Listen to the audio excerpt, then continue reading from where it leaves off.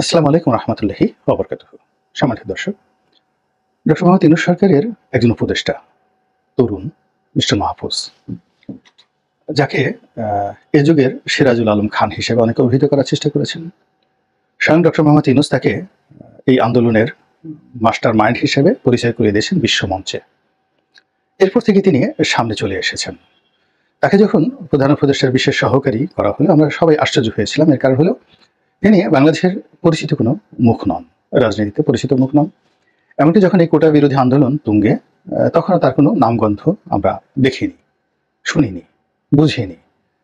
এরপর অন্য কোনোভাবে, মানে এখন তার অনেকগুলো ভিডিও ফুটেজ আসছে, তার অনেক দার্শনিক চিন্তা ভাবনা, তার অনেক বক্তব্য, তার পালংবাদ, এ সকল কথাবার্তা এখন সামনে আসছে, কিন্তু ইতিপূর্বে আমরা তার সম্পর্কে কিছুই জানতাম না।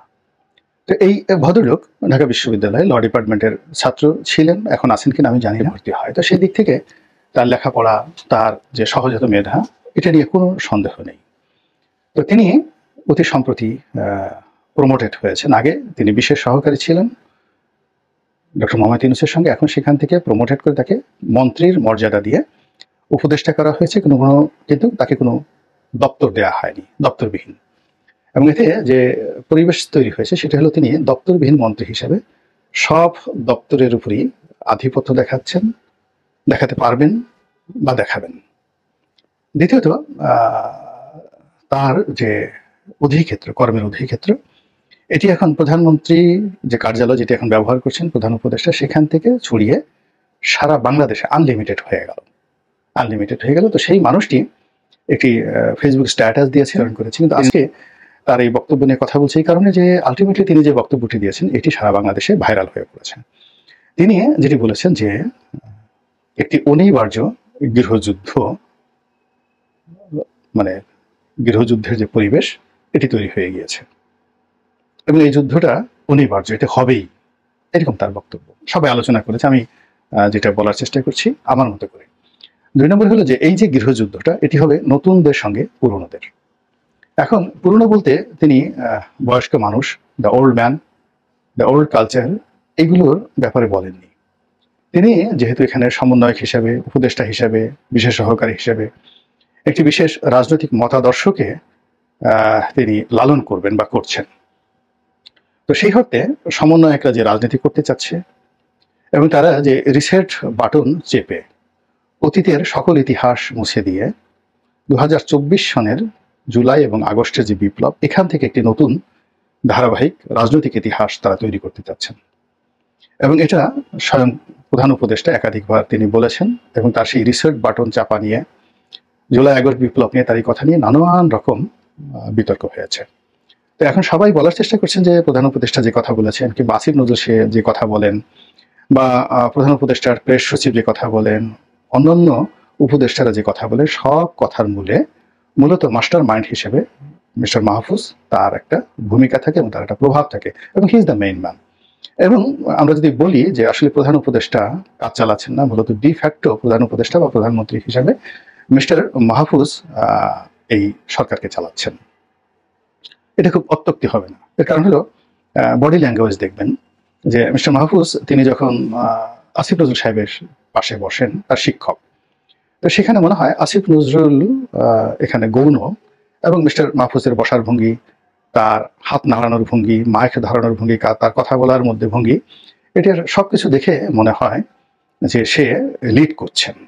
হি ইজ এ লিডার, তার ওই অথরিটি, আত্মবিশ্বাস, হি ইজ এ টাইগার, সিংহ। আর বাকি যারা পাশে বসে আছেন তারা সবাই তার অনুগত। মনে হচ্ছে তারা আওয়ামী লীগকে নিষিদ্ধ করে ফেলছেন, ছাত্রলীগকে নিষিদ্ধ করে ফেলছেন, তারা চুপ্পু সাহেবকে করছেন, তারা ডক্টর মোহাম্মদ ইউনূসকে ডমিনেট করছেন, সবকিছু করছেন, এবং তারা এই সমস্ত কর্মকাণ্ডে বেশ সফলতা অর্জন করেছেন। এবং সেই সফলতার সূত্র ধরে তারা যখন বলছেন যে যুদ্ধ একটা অনিবার্য, যুদ্ধ করতে হবেই, এটাকে কোনো অবস্থাতেই যাকে বলা হয় ভয় না পাওয়ার কোনো কারণ নেই। এবং সেই যুদ্ধটা কার সঙ্গে হবে? আওয়ামী লীগের সঙ্গে যুদ্ধ হবে না, কোনো অবস্থাতেই যুদ্ধ হবে না। কারণ Awami League is out of the senior, তারা পরাজিত, তারা পলাতক, তারা দেশের মধ্যে নেই, তারা কেন এদের সঙ্গে যুদ্ধ করবেন? এখন যদি যুদ্ধ হয় জামাতের সঙ্গে, প্রশ্নই আসে না, জামাত এখানে যুদ্ধ করতে যাবে না। জামাতের সবসময় সুবিধাজনক অবস্থানে থাকে, কৌশল করে চলে, সুবহানাল্লাহ আলহামদুলিল্লাহর উপরই চলে, এবং যখনই সুযোগ পায় তারা সুযোগের অনুযায়ী ভদ্রভাবে যতটা ক্ষমতা দেখান ততটা দেখায়, তারা যুদ্ধ করতে যাবে না। যুদ্ধ তারা ৭১ সনেই করেছেন, এবং ৭১ সনে যুদ্ধ করে তাদের যুদ্ধের যে স্বাদ এটা মিটে গেছে, এবং তাদের যুদ্ধ করার সামর্থ্য কতটুকু আছে এটাও ৭১ সালে সেটেল হয়ে গেছে। সো তারা এখন দাওয়াতি কর্মকাণ্ডে বেশি ব্যস্ত থাকবে। তাহলে এই যে নতুন এবং পুরাতনের যে যুদ্ধ, সেই যুদ্ধটা হবে বিএনপির সঙ্গে, এবং বিএনপির সঙ্গে সেই যুদ্ধটা কেমন হবে, সেটা কি সশস্ত্র যুদ্ধ হবে নাকি নিরস্ত্র যুদ্ধ হবে, এটার একটা ব্যাখ্যা পাওয়া গিয়েছে। সেই ব্যাখ্যাটা হলো, একজন সমন্বয়ক বলেছেন যে যদি ৫ তারিখে আমাদের একটা প্ল্যান ছিল যে এই ৫ তারিখের যে আমাদের যে সফলতাটা যদি না আসে, তাহলে আমরা সশস্ত্র বিপ্লবে চলে যাব। তাহলে ৫ তারিখে যদি তাদের সশস্ত্র বিপ্লব করার পরিকল্পনা থাকে, প্রস্তুতি থাকে, তাহলে এই যে গত ৩ মাসে তাদের সেই প্রস্তুতি কি বলেন বাড়ছে না কমছে? আপনারা কি কেউ আমাকে বলতে পারবেন যে বাংলাদেশে যে সকল বাহিনী আছে, স্পেশাল ফোর্সেস, যেমন র্যাব, প্রধানমন্ত্রীর এসএসএফ, তারপর রাষ্ট্রপতির যে বাহিনী যেটা আছে পিজিআর, এইগুলোর মধ্যে সবচেয়ে ইফেক্টিভ বাহিনী, আধুনিক অস্ত্রের শস্ত্রে সজ্জিত একেবারে সবচেয়ে গুরুত্বপূর্ণ বাহিনী কোনটা? এসএসএফ। তো এসএসএফ এর কাছে যে সকল অস্ত্র থাকে, এর মধ্যে মানে ট্যাঙ্ক থেকে শুরু করে আকাশ থেকে বিমান গুলি করে ভূপাতিত করার মতো মেশিনারিজ বঙ্গভবনে, গণভবনে ছিল, এবং তাদের হাতে যে সকল অত্যাধুনিক অস্ত্র ছিল, এটা সেনাবাহিনী থেকে কোনো বাহিনীর হাতে নাই। তাহলে এখন বলেন তো যে একটা হিসাব মিলিয়ে দেখান যে এসএসএফ এর হাতে যারা গণভবনে ছিলেন, শেখ হাসিনার দায়িত্বে নিয়োজিত, অস্ত্রের তালিকাগুলো বের করেন কি কি অস্ত্র ছিল। ২ নম্বর হলো যে এই অস্ত্র সব লুট হয়ে গেছে না ওখানে আছে, না কেউ ধরেনি। ৩ নম্বর হলো যদি লুট হয়ে থাকে সেগুলো কয়টা উদ্ধার করা হয়েছে, জাস্ট প্রশ্ন করেন। তারপরে প্রশ্ন করেন যে এ যাবৎকালে এই বিভিন্ন ট্রেজারি থেকে, থানা থেকে, ৪০০ থানা পুড়িয়েছে, যত অস্ত্র লুট হয়েছে তার কত পার্সেন্ট সত্যিকার অর্থে উদ্ধার করা হয়েছে, এবং কি অবস্থায়, কতগুলি উদ্ধার করা হয়েছে।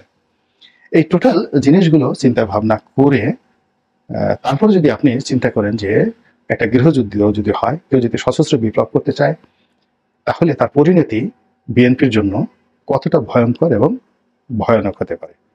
বিএনপি কি এই জিনিসটি বুঝতে পেরেছে নাকি পারেনি, এটি আমার প্রশ্ন রাখলাম আপনাদের মাধ্যমে। আল্লাহ আমাদের সবাইকে হেদায়েত দান করুন এবং হেফাজত করুন। আসসালামু আলাইকুম ওয়া রাহমাতুল্লাহি ওয়া বারাকাতুহু।